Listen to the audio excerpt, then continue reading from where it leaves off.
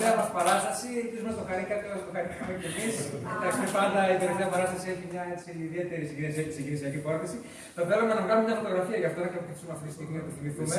Μαζί σας, ναι. Θα το κάνουμε έτσι όπως οι μεγάλοι καλλιτέχνες στα μεγάλα θέατρα. Θα κάνουμε selfie. Σας γυρίσουμε λίγο πλάτο τώρα, να σας κάνουμε σε ψέματα.